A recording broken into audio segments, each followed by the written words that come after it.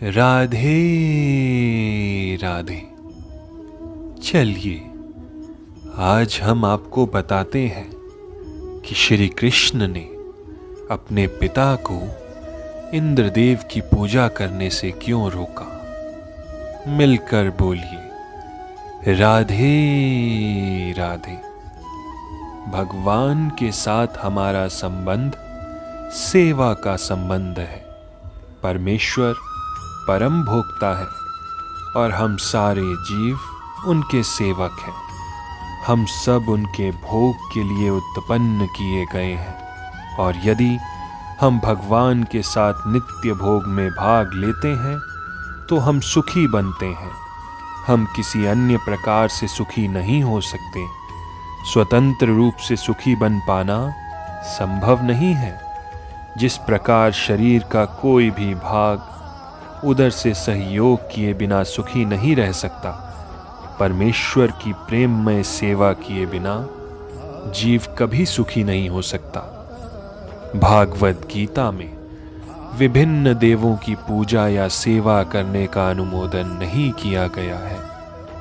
उसमें कहा गया है, जिनकी बुद्धि भौतिक इच्छाओं द्वारा चुरा ली गई है वे देवताओं की शरण में जाते हैं और वे अपने अपने स्वभावों के अनुसार पूजा के विशेष विधि विधानों का पालन करते हैं। यहाँ ये स्पष्ट कहा गया है, जो वासना द्वारा निर्देशित होते हैं वे भगवान कृष्ण की पूजा न करके देवताओं की पूजा करते हैं। जब हम कृष्ण का नाम लेते हैं तो हम किसी सांप्रदायिक नाम का उल्लेख नहीं करते।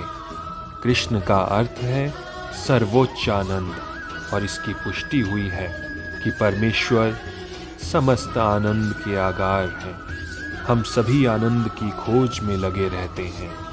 भगवान की ही भांति जीव चेतना से पूर्ण है और सुख की खोज में रहते हैं। भगवान तो हमेशा सुखी है और यदि जीव उनकी संगति करते हैं, उनके साथ सहयोग करते हैं तो वे भी सुखी बन जाते हैं।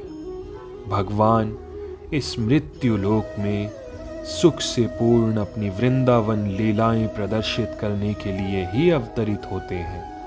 अपने गोप मित्रों के साथ, अपनी गोपिका सखियों के साथ, वृंदावन के अन्य निवासियों के साथ तथा गांव के साथ उनकी लीलाएं सुख से ओतप्रोत थी। वृंदावन की सारी जनता कृष्ण के अतिरिक्त अन्य किसी को नहीं जानती थी, परंतु भगवान कृष्ण ने अपने पिता नंद महाराज जी को भी इंद्रदेव की पूजा करने से निरुत्साहित किया, क्योंकि वे इस तथ्य को प्रतिष्ठित करना चाहते थे कि लोगों को किसी भी देवता की पूजा करने की आवश्यकता नहीं है। उन्हें एकमात्र परमेश्वर की पूजा करनी चाहिए, क्योंकि उनका चरम लक्ष्य भगवान के धाम को वापस जाना है।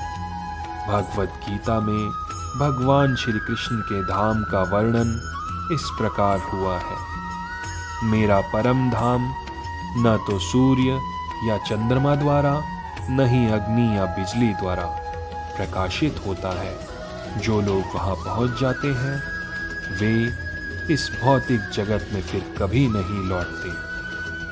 ये उस शाश्वत आकाश का वर्णन प्रस्तुत करता है। निसंदेह हमें आकाश की भौतिक कल्पना है और हम इसे सूर्य, चंद्र, तारे आदि के संबंध में सोचते हैं, किंतु इस श्लोक में भगवान बताते हैं कि शाश्वत आकाश में सूर्य, चंद्र, अग्नि या बिजली किसी की आवश्यकता नहीं होती, क्योंकि वो परमेश्वर से निकलने वाली ब्रह्म ज्योति द्वारा प्रकाशित है। हम अन्य लोकों तक पहुंचने का कठिन प्रयास कर रहे हैं, लेकिन परमेश्वर के धाम को जानना कठिन नहीं है। ये धाम है गोलोक धाम। ब्रह्म संहिता में इसका अतीव सुंदर वर्णन मिलता है। भगवान अपने धाम गोलोक में नित्य वास करते हैं, फिर भी इस संसार से उन तक पहुंचा जा सकता है और ऐसा करने के लिए वे अपने सच्चिदानंद विग्रह रूप को व्यक्त करते हैं, जो उनका असली रूप है।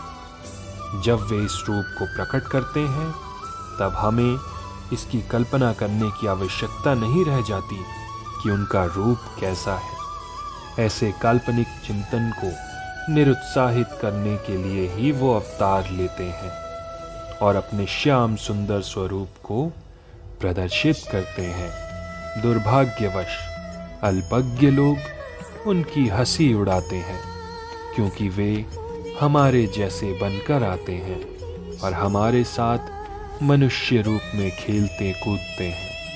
लेकिन इसी कारण हमें ये नहीं सोचना चाहिए कि वो